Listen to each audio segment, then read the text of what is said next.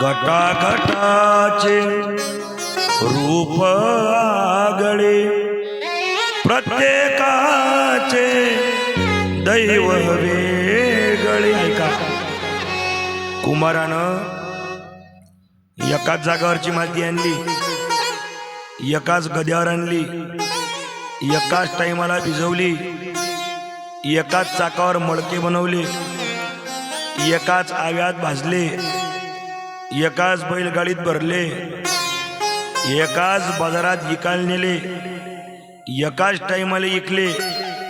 एकाच माणसानं 3 मडके घेतले, 3 मडके घेऊन घरी आला. आतापर्यंत ते मडके एकत्र होते, पण आता त्या मडक्याचं नशीब बदललं. पा त्यातलं एक मडकं गेलं बुड्याच्या खाटल्याखाली थुकासाठी, दुसरं मडकं गेलं त्याच्यात भरलं लोणी, आणि तिसरं मडकं गेलं अखोजीसाठी. प्रत्येकाचं नशीब वेगळं वेगळं आहे. एकाच मायबापाच्या पोटी 4 पोरं जन्माला येते. एक डॉक्टर बनते, एक वकील बनते, एक आमदार बनते, आणि एक दारू पिते. यात मायबापाचा काही दोष आहे? मळके 3 ठिकाणी वाटण्या गेल्या, यात कुंभाराचा काही दोष आहे? प्रत्येक जण आपापलं नशीब घेऊन या पृथ्वीवर जन्माला येत असतो. तुम्ही आले तुमचं नशीब घेऊन, आम्ही आलो आमचं नशीब घेऊन. पण असं नाही की कोणाच्या तुलनेत या जगाच्या पाठीवर कोणाचीच तुलना कोणासोबत केल्या जात नाही. कोणाची तुलना कोणासोबत करायची नाही. एखादा श्रीमंत माणूस आहे त्याची तुलना, हा श्रीमंत आहे हा गरीब आहे, अजिबात नाही. जगात कोणाची तुलना कोणासोबत होत नाही. कधी कधी लोक आमची तुलना करतात. महाराज तुम्ही लहान लहान कार्यक्रम करता, ते पंडित मिश्रा पहा बरं किती मोठे मोठे कार्यक्रम करते. अरे पण तो धानोऱ्यात येत नाही ना. धानोऱ्यात आम्ही अक्षय महाराज येते ना धानोऱ्यात. सगळ्यांनी जर मोठे मोठेच कार्यक्रम करायचं, मग लहान लहान कार्यक्रम कोण करावं सांगा? बरोबर की नाही अरविंद भाऊ? सगळ्यांना मोठेच करावं, तर लाईनीनं कोण करावं? लाईनीनं कोणाला कोणा केलीच पाहिजे की नाही. लोक म्हणतात ते 2 लाख घेते. अरे ते 2 लाख देते म्हणून ते घेते, पण काही काही गावं असे असतात, काही काही गावं असे असतात बिचारे, त्याला करायची इच्छा असते. आता तुमचं गाव सदन आहे, तुमचं गाव पारमार्थिक आहे. काही काही गावं असे असतात, वस्त्या तांडे झोपडपट्ट्या, करायची खूप इच्छा असते, पण कधी कधी या सगळ्या पोटी हातपाय टेकते. कारण फुकट जगात काहीच होत नाही.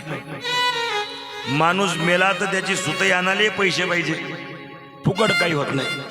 पण जगाच्या पाठीवर तुलना कोणीच कोणाची कधी करू नये. पण लोकांचं जीवन चालणं तुलना करण्यात. काही काही बाया आपल्या नवऱ्याची तुलना करते. तिचा नवरा पहा बरं महिन्याची साडी आणते, आणि तुम्ही पहा बरं मागच्या दिवाळीला साडी घेतली तेव्हापासून दिवाळीला साडी नाही घेतली. पण तो सांगते अहो तिचा नवरा रोज साडी आणते, पण तिला रोज कांडते ना. मी साडी आणत नाही तुला कांडतही नाही ना. ऐका, तुलना कधीच कोणासोबत कोणाची करत नसते. कारण कुऱ्हाडीनं काही दाढी करता येत नाही. कुऱ्हाड जरी पाहिले मोठी आहे, धारदार आहे कुऱ्हाड, दाढी करता येते काय कुऱ्हाडीनं? आणि कैची लहानशी आहे, तिनं काय झाड कापता येते? जगाच्या पाठीवर कोणाची तुलना होत नाही. एका ठिकाणी दाबण आहे, एका ठिकाणी सुई आहे. आणि त्यानं जर विचार केला दाबण 5 रुपयाचा आहे, सुई 5 रुपयाचीच आहे, मग एवढीशी सुई घेतल्यापेक्षा मोठा दाबण देऊ ना.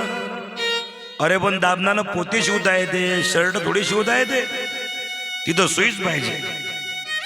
आणि पोते शिवायला दाबणच पाहिजे, तिथं सुई नाही पाहिजे. जगात कोणाची तुलना कोणासोबत करता येत नाही. अजून बोलू, साधू संतांची लोक म्हणतात महाराज ते संत बाबर किती मस्त होते. या जगात कोण्याच साधूची कोण्याच साधूसोबत तुलना करता येत नाही, कारण हे दिसण्याकरता आपल्याला भिन्न आहे, पण असण्याकरता एकच आहे. पहा, जे काम ज्ञानोबारायाकडून झालं नाही, ज्ञानोबारायाने सगळंच कामं केले, पण ज्ञानोबारायाच्या जीवनातला जो भाग उरला तो भाग उरण्याकरता नाथ महाराज आले. ते पण ज्ञानोबारायाचाच अवतार नाथ महाराज आले. एकनाथ महाराजकडून जे काम राहिलं ते काम करण्याकरता तुकाराम महाराज आले. तुकाराम महाराजकडून जे काम राहिलं ते काम करण्याकरता तुकडोजी महाराज आले. तुकडोजी महाराजकडून जे काम राहिलं ते करण्याकरता कोणता ना कोणता महात्मा येणंच आता जन्माला.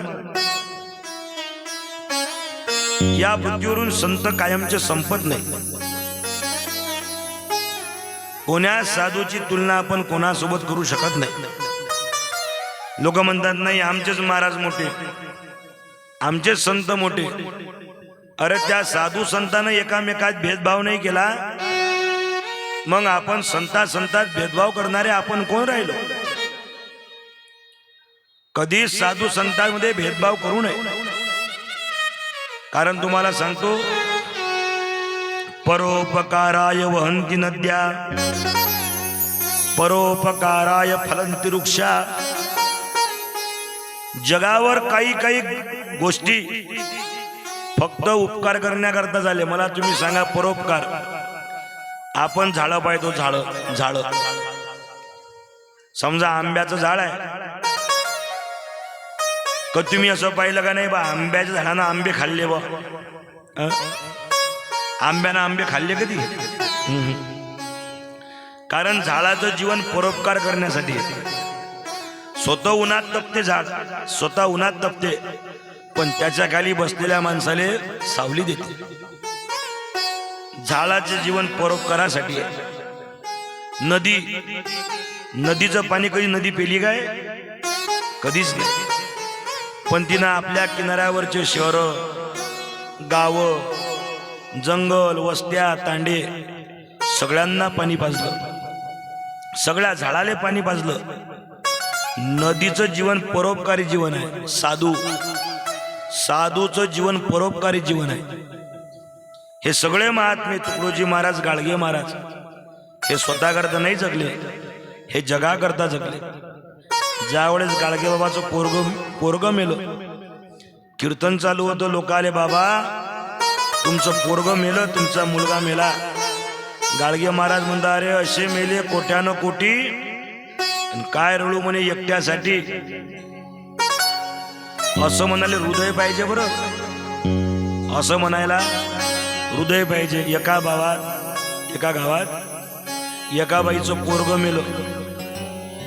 बाई रडून राहिली. तेवढ्या जे गावातले ब्राह्मण आले, म्हणे बाई रडू नको. काय म्हणे, मरतच असते.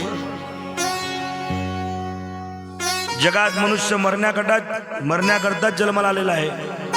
मरत असते. रडू नको. त्याचं संपलं, तो गेला, रडू नको. ती बाई मुक्की झाली. 2-4 दिवस निघून गेले. महाराजची बकरी मेली. महाराज रडू राहिले, माय सगुना तू एकटीच होती व मले, तुला दादा 2 पिले होणार होते बिचारे, तू कशी काय मेली? ते बाई आली. ते बाई म्हणे, महाराज रडू नका, प्रत्येक जीव मरासाठीच जन्माला येते.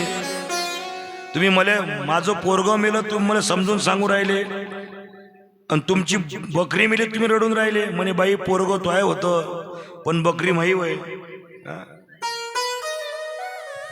तुला किती दुःख आहे हे मला माहित नव्हतं. पण तुम्हाला सांगू, एकदाचा प्रसंग. एका गावामध्ये एका बाईचं पोरग मेलं.